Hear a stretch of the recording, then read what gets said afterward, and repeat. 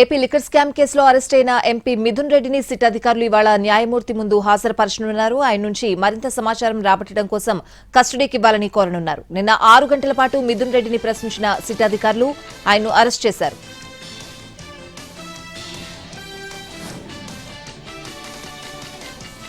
Greater Hyderabad తో పాటు పరిసర ప్రాంతాల ప్రజలు భక్తి శ్రద్ధలతో నిర్వహించే లాల్ దర్వాజా సింహవాహిని మహంకాళి బోనాల వేడుకలకు పాతబస్తీ ముస్తాబైంది. అమ్మవారికి మహిళలు బోనాలు సమర్పించనున్నారు. భక్తులు అధిక సంఖ్యలో వస్తూ ఉండడంతో ట్రాఫిక్ ఆంక్షలు విధించారు. బోనాల ఉత్సవాల్లో మంత్రులు, అధికారులు, ప్రజాప్రతినిధులు పాల్గొన్నారు. దీంతో పోలీస్ శాఖ పటిష్టమైన బందోబస్తు చర్యలు చేపట్టింది.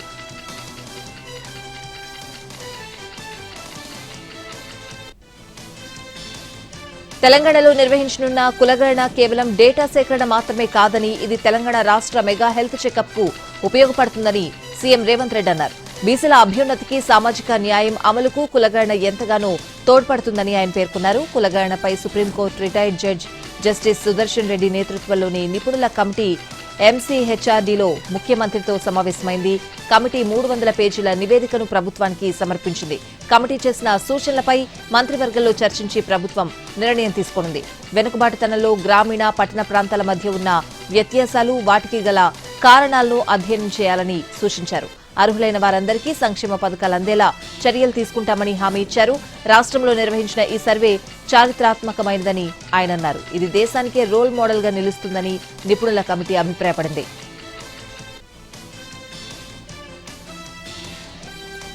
ఏపీ ముఖ్యమంత్రి చంద్రబాబు తిరుపతిలో ఏర్పాటు చేసిన స్వర్ణాంధ్ర, స్వచ్ఛాంధ్ర కార్యక్రమంలో పాల్గొన్నారు. పరిశుభ్రత ప్రాధాన్యతను వివరించారు. పరిసరాలే కాకుండా సమాజం కూడా క్లీన్ గా ఉండాలన్నారు. రాజకీయాలు కలుషితమయ్యాయి, నేర చరిత్ర ఉన్నవారు రాజకీయాల్లోకి వచ్చారు. ప్రజల ఆస్తులను కబ్జా చేస్తున్నారని సీఎం మండిపడ్డారు. మీ ఇంట్లో చెత్తను ఊడ్చేసినట్లుగానే రాజకీయాల్లో ఉన్న మలినాన్ని కూడా క్లీన్ చేయాలని పిలుపునిచ్చారు. నేర రాజకీయాలు మనకు అవసరమా? వాటిని అడ్డుకోలేమా? ప్రజలు ఆలోచన చేయాలన్నారు. 2019 ఎన్నికలకు ముందు తాను మోసపోయానని అన్నారు.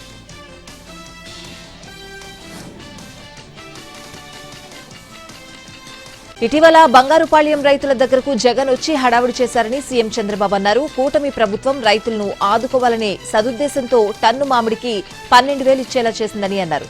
ప్రభుత్వం తరపున 4,000, కొనుగోలుదారులు 8,000 చెల్లించే ఏర్పాట్లు చేశామన్నారు సీఎం. రైతుల పరామర్శకు వచ్చి రోడ్లపై మామిడి పండ్లు పోసి పులివెందుల రాజకీయం చేశారని ఆగ్రహం వ్యక్తం చేశారు. హత్య రాజకీయాలు తన జీవితంలో లేవు అన్నారు సీఎం.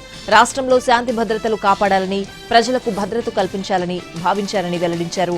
గత 5 ఏళ్లలో ప్రజలకు స్వేచ్ఛ లేదు, ఎన్డీఏ వచ్చాక ప్రజలు సంతోషంగా ఉన్నారని అన్నారు. మాజీ మంత్రి ఆర్కే రోజాపై టీడీపీ ఎమ్మెల్యే భానుప్రకాష్ వ్యాఖ్యల పట్ల వైసీపీ అధ్యక్షుడు వైఎస్ జగన్ మండిపడ్డారు. ఎమ్మెల్యే భానుప్రకాష్ ని అరెస్ట్ చేయాలని ఆయన డిమాండ్ చేశారు.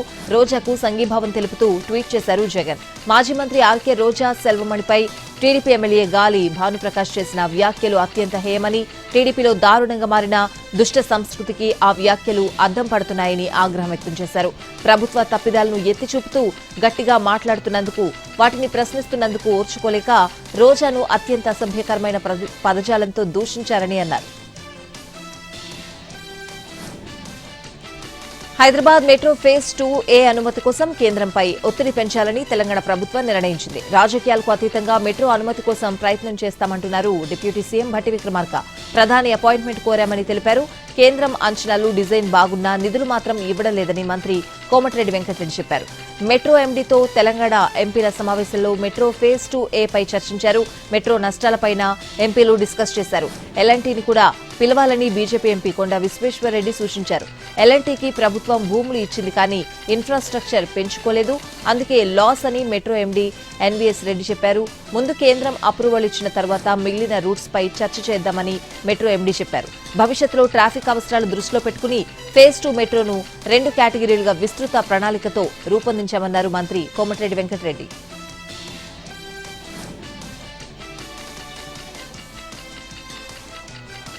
ఏపీ మద్యం కుంభకోణంలో YCP MP Mithun Reddy arrest అయ్యారు. ఈ కేసులో A4 గా ఉన్న ఆయన్ను సిట్ అదుపులోకి తీసుకుంది. విజయవాడలోని సిట్ కార్యాలయంలో సుమారు 7 గంటల పాటు విచారించిన అనంతరం ఎంపీని అదుపులోకి తీసుకున్నారు. ఈ సమాచారాన్ని ఆయన బంధువులకు సిట్ అధికారులు తెలియజేశారు. లిక్కర్ పాలసీ రూపకల్పన, డొల్ల కంపెనీలకు ముడుపుల సరఫరా లాంటి అంశాలపై మిథున్ రెడ్డిని సిట్ ప్రశ్నించింది. ఎవరెవరితో ప్రైవేట్ సమావేశాలు నిర్వహించారు అనే దానిపై కూడా ఆరా తీసింది. డొల్ల కంపెనీల నుంచి సొమ్మును అంతిమ లబ్ధిదారుడికి చేర్చిన విధానంపై సిట్ అధికారులు ప్రశ్నించినట్లు సమాచారం.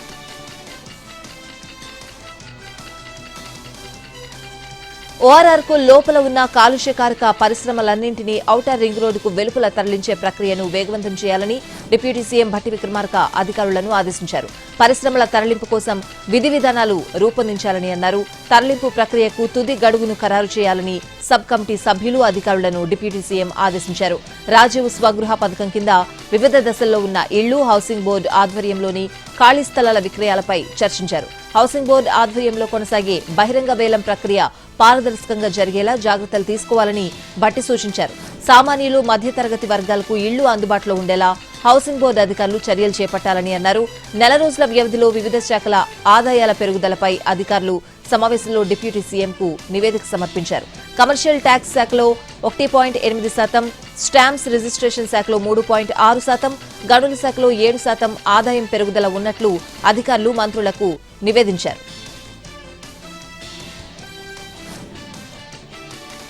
కాజీపేట రైల్వే కోచ్ ఫ్యాక్టరీలో 2026లో ఉత్పత్తి ప్రారంభమవుతుందని కేంద్ర రైల్వే మంత్రి అశ్విని వైష్ణవ్ తెలిపారు. కాజీపేటలో railway coach factory, railway manufacturing unit పనులను కేంద్ర మంత్రి కిషన్ రెడ్డితో కలిసి ఆయన పరిశీలించారు. నిర్మాణ పనుల పురోగతిని అధికారులు కేంద్ర మంత్రులకు వివరించారు. కాజీపేట రైల్వే కోచ్ పరిశ్రమ వరంగల్ జిల్లా ప్రజల చిరకాల వాంఛ అని అశ్విని వైష్ణవ్ అన్నారు. కాజీపేటలో మెగా రైల్వే కోచ్ ఫ్యాక్టరీని కేంద్రం నిర్మిస్తోందని ఆయన పేర్కొన్నారు. పనులు వేగంగా సాగుతున్నట్లు ఆయన తెలిపారు. 2026లో ఉత్పత్తి ప్రారంభమవుతుందని వెల్లడించారు. కాజీపేట నుంచి త్వరలో 150 లోకోమోటివ్లు కూడా ఎగుమతవుతాయని ఆయన చెప్పారు. భవిష్యత్తులో కాజీపేట కోచ్ ఫ్యాక్టరీలో మెట్రో కోచ్లు కూడా తయారవుతాయని అశ్విని వైష్ణవ్ పేర్కొన్నారు.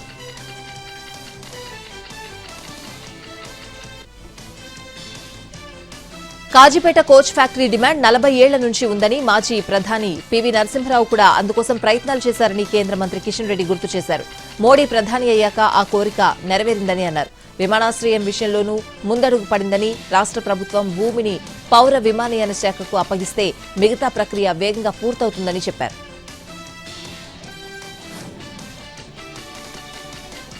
ఢిల్లీలో బీజేపీ జాతీయ అధ్యక్షుడు జేపీ నడ్డాను ఏపీ బీజేపీ అధ్యక్షుడు మాధవ్ కలిశారు. ఏపీలో కార్యకర్తలను, అన్ని స్థాయిల్లోని నాయకులను సమన్వయపరిచి పార్టీని బలోపేతం చేయాలని మాధవ్కు జేపీ నడ్డా సూచించారు. ప్రతి గ్రామంలోనూ కార్యకర్తల బలాన్ని పెంచేలా కార్యక్రమాలు చేపట్టాలని తెలిపారు. పార్టీ సిద్ధాంతాలు, మోడీ పాలనా విధానాలు, ప్రభుత్వ పథకాలను ప్రజల్లోకి బలంగా తీసుకువెళ్లాలని నడ్డా నిర్దేశం చేశారు. కొత్త నాయకత్వం కోసం యువతను పార్టీలోకి ఆహ్వానించాలని సూచించారు. ఇవాళ కేంద్ర హోంమంత్రి అమిత్ షాను కలిసి ధన్యవాదాలు తెలపనున్నారు మాధవ్.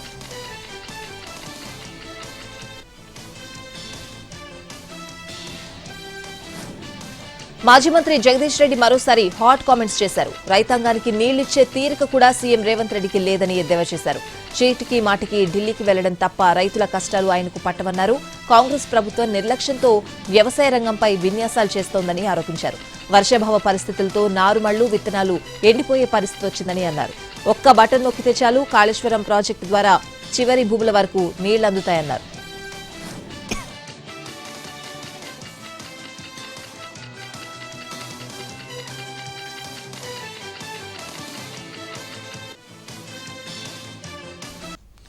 తెలంగాణ హైకోర్టు ప్రధాన న్యాయమూర్తిగా అపరేష్ కుమార్ సింగ్ ప్రమాణ స్వీకారం చేశారు.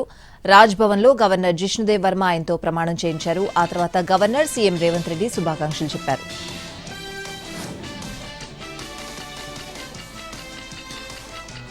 ఏపీకి ఒకే రాజధాని అమరావతి అని, అభివృద్ది వికేంద్రీకరణ తమ నినాదమన్నారు మంత్రి లోకేష్. గన్నవరంలో ఎక్లాట్ హెల్త్ సొల్యూషన్స్ కంపెనీని ప్రారంభించిన మంత్రి లోకేష్ క్వాంటమ్ కంప్యూటింగ్ కు అమరావతి కేంద్రం కానుందన్నారు.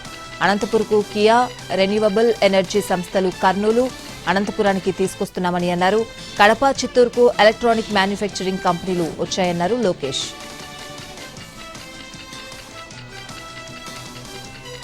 మాజీ మంత్రి సీదిరి అప్పలరాజు హాట్ కామెంట్స్ చేశారు. కూటమి ప్రభుత్వం ఇచ్చిన సూపర్ 6 హామీలపై ప్రశ్నిస్తే సీఎం చంద్రబాబు బెదిరిస్తున్నారని అన్నారు. ప్రజలు నాలుక తోలు మందమని చంద్రబాబు అంటున్నారని సెటైర్లు వేశారు.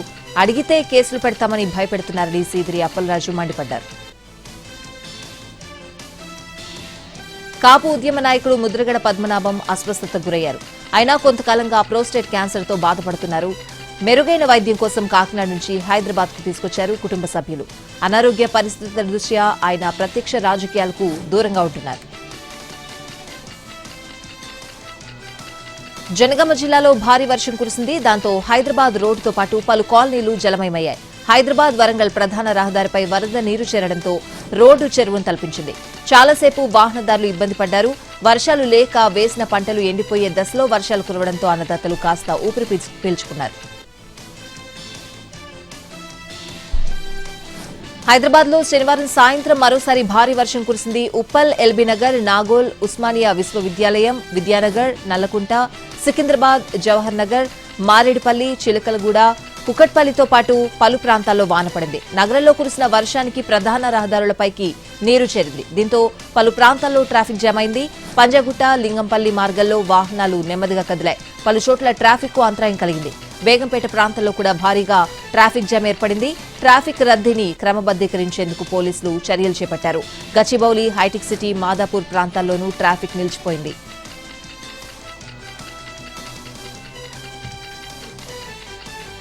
విజయవాడలో శనివారం సాయంత్రం భారీ వర్షం కురిసింది. గంటసేపు ఎడతెరిపి లేకుండా కుండపోత వాన పడింది. భారీ వర్షంతో పలు ప్రాంతాలు జలమయమయ్యాయి. లోతట్టు ప్రాంతాల్లోకి వరద నీరు చేరడంతో డ్రైనేజ్లు పొంగిపొర్లాయి. రోడ్డుపైకి నీరు చేరడంతో ట్రాఫిక్ కు అంతరాయం ఏర్పడింది. ట్రాఫిక్ సమస్యతో ప్రయాణికులు కాసేపు ఇబ్బంది పడ్డారు.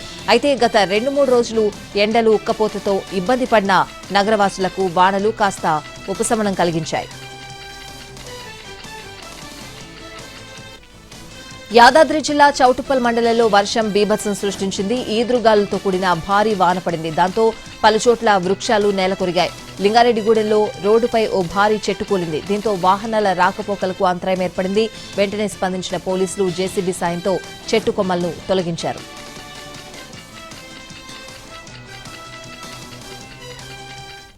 ఎన్డీఏ పాలనలో భారత్ ప్రపంచంలోని అభివృద్ధి చెందిన దేశాలతో పోటీ పడుతూ వేగంగా ముందుకు వెళ్తోందని కేంద్ర హోంమంత్రి అమిత్ షా పేర్కొన్నారు. 2027 నాటికి దేశం ప్రపంచంలో 3వ అతిపెద్ద ఆర్థిక వ్యవస్థగా నిలుస్తుందని విశ్వాసం వ్యక్తం చేశారు. ఉత్తరాఖండ్లో అమిత్ షా పర్యటించారు. 2014లో బీజేపీ ప్రభుత్వం ఏర్పడినప్పటి నుంచి దేశంలో అభివృద్ధి పరుగులు పెడుతోందన్నారు. 10 ఏళ్లలో దేశ అభివృద్ధిలో 60% పెరుగుదల చోటు చేసుకుందని పేర్కొన్నారు. దేశవ్యాప్తంగా 45,000 కిలోమీటర్ల రైల్వే లైన్లు, రోడ్లు నిర్మించామని అమిత్ షా అన్నారు. ప్రధానిగా ఉన్న సమయంలో అటల్ బిహారీ వాజ్పేయి దేశాన్ని 11వ అతిపెద్ద ఆర్థిక వ్యవస్థగా మార్చితే మోడీ దాన్ని 4వ స్థానానికి తీసుకొచ్చారని అన్నారు. త్వరలో భారత్ను ప్రపంచంలోనే 3వ ఆర్థిక శక్తిగా మార్చేందుకు తమ ప్రభుత్వం తీవ్రంగా కృషి చేస్తున్నట్లు తెలిపారు. 2047 నాటికి దేశాన్ని అభివృద్ధి చెందిన దేశాల సరసన నిలబెడతామని ప్రధాని మోడీ ప్రతిజ్ఞ చేశారని, దానికోసం తామందరం పనిచేస్తున్నామని అన్నారు. పార్లమెంట్ వర్షాకాల సమావేశాల్లో అధికార పక్షంతో అమీతుమీకి ఇండియా కూటమి సిద్దమవుతోంది. ఇందులో భాగంగా సమావేశాల్లో చర్చించాల్సిన కీలక అంశాలు, అనుసరించాల్సిన వ్యూహంపై విపక్ష ఇండియా కూటమి నేతలు వర్చువల్ సమావేశం నిర్వహించారు. 24 పార్టీలకు చెందిన నేతలు హాజరయ్యారు. బీహార్లో ఎన్నికల కమిషనర్ ఓటర్ల జాబితా స్పెషల్ ఇంటెన్సివ్ రివిజన్ చేపట్టడం, ఇటీవల పహల్గాంలో జరిగిన ఉగ్రదాడి, ఆపరేషన్ సింధూర్ వంటి అంశాలు సమావేశం ఎజెండాలో కీలకంగా ఉన్నాయి. భారత్ పాక్ మధ్య ఉద్రిక్తతలను తగ్గించేందుకు తాను మధ్యవర్తిత్వం చేశానని అమెరికా అధ్యక్షుడు డొనాల్డ్ ట్రంప్ ప్రకటించుకోవడం, తన నివాసంలో కాలిన నోట్ల కట్టలు కనిపించడంతో వివాదంలో చిక్కుకున్న జస్టిస్ యశ్వంత్ వర్మను అభిశంసించేందుకు ప్రభుత్వం సిద్దమవుతూ ఉండడంపై వీటిపై ఉభయ సభల్లో అనుసరించాల్సిన వైఖరిని సమావేశంలో చర్చించినట్లు తెలుస్తోంది. కేంద్ర మంత్రి చిరాగ్ పాస్వాన్ సంచలన వ్యాఖ్యలు చేశారు. తనను బాంబు దాడిలో చంపేందుకు విరోధులు కుట్ర పడుతున్నారని ఆరోపించారాయన. ఇటువంటి ప్రయత్నాలతో తనను భయపెట్టలేరని అన్నారు. ఈ సందర్భంగా తన బాబాయ్ పశుపతి కుమార్ పరాస్, ఆర్జేడీ అధినేత లాలూ ప్రసాద్ యాదవ్లపై తీవ్ర విమర్శలు గుప్పించారు. బీహార్ ఫస్ట్, బీహారీ ఫస్ట్ అని ఇస్తున్న నినాదంతో అనేక మంది ఆందోళనకు గురవుతున్నారని అన్నారు. ఇది వారి కుల రాజకీయాలను కుదిపేస్తుందని అన్నారు. అధికారంలో ఉన్నప్పుడు వాళ్ల తీరు వల్లే రాష్ట్రం వెనుకబాటు, పేదరికంలో మునిగిపోయింది. ఇప్పుడు అసెంబ్లీ ఎన్నికలు సమీపిస్తున్న వేళ తప్పుడు వాగ్దానాలతో ప్రజలను మభ్యపెట్టే ప్రయత్నాలు చేస్తున్నారు అని హాజీపూర్ ఎంపీ చిరాగ్ విమర్శలు గుప్పించారు.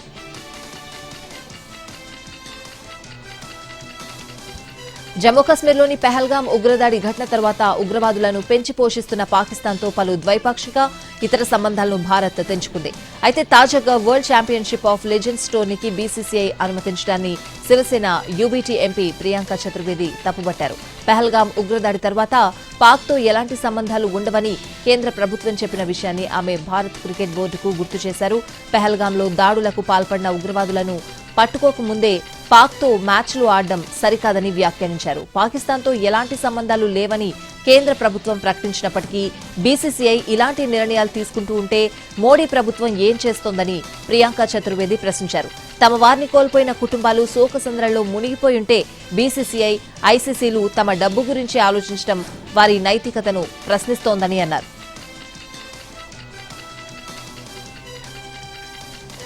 ఆమ్ ఆద్మీ పార్టీ పంజాబ్లోని ఖరార్ నియోజకవర్గం ఎమ్మెల్యే అన్మోల్ గగన్ మాన్ తన పదవికి రాజీనామా చేశారు. రాజకీయాల్లోంచి కూడా తప్పుకుంటున్నట్లు ప్రకటించారు. అసెంబ్లీ స్పీకర్ కుల్తార్ సింగ్ సాంధ్వాను తన రాజీనామా లేఖను సమర్పించినట్లు చెప్పారు. బరువెక్కిన హృదయంతో రాజకీయాలను విడిచిపెట్టాలని నిర్ణయించుకున్నట్లు సామాజిక మాధ్యమం ఎక్స్లో మాన్ తెలిపారు. తన రాజీనామాను స్పీకర్ ఆమోదించాలని కోరారు. పార్టీకి బెస్ట్ విషెస్ తెలిపారు. పంజాబ్ ప్రజల అంచనాలకు తగినట్లుగా పాలన అందిస్తుందని ఆశిస్తున్నట్లు పేర్కొన్నారు. మాన్ 2022లో పంజాబ్ అసెంబ్లీ ఎన్నికల్లో ఖరార్ నియోజకవర్గం నుంచి గెలిచారు. భగవంత్ మాన్ మంత్రివర్గంలో కీలక శాఖలు నిర్వహించారు. పర్యాటకం, సాంస్కృతిక శాఖ, పెట్టుబడుల ప్రోత్సాహకం, లేబర్ అండ్ హాస్పిటాలిటీ శాఖలు నిర్వహించారు. గత ఏడాది మంత్రివర్గ విస్తరణలో ఆమెకు మంత్రివర్గంలో చోటు దక్కలేదు.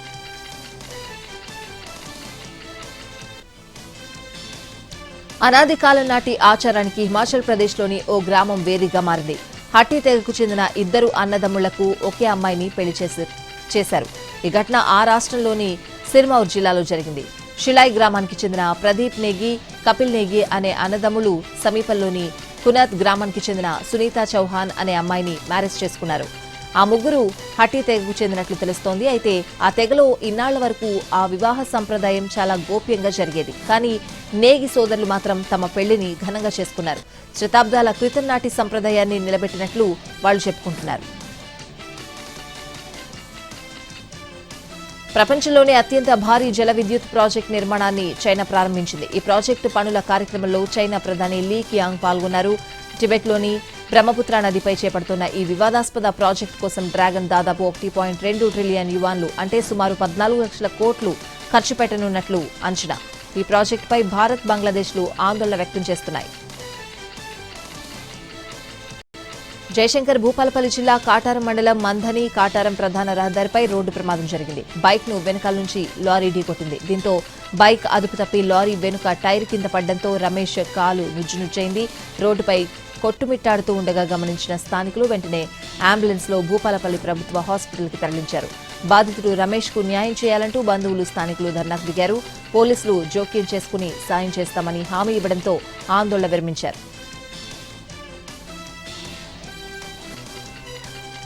బంగారం ధర మరోసారి 1,00,000 దాటింది. 24 క్యారెట్ల గోల్డ్ రేట్ ఏకంగా 600 రూపాయలకు జంప్ అయింది. ప్రస్తుతం 10 గ్రాముల బంగారం ధర ₹1,40,000 చేరుకుంది. 22 క్యారెట్ల బంగారం ధర కూడా 600 రూపాయలు పెరిగి 91,700 రూపాయలకు రీచ్ అయింది. కిలో వెండి ధర ₹2,100 పెరిగి 1,26,000కు చేరింది.